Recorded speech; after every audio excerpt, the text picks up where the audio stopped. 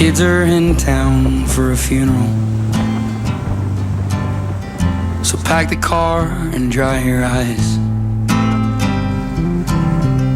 I know they got plenty of young blood left in them, and plenty nights under pink skies you taught them to enjoy.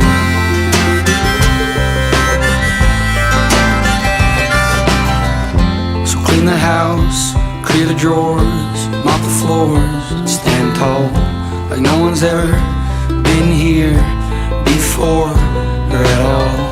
And don't you mention all the inches that are scraped on the door frame. We all know you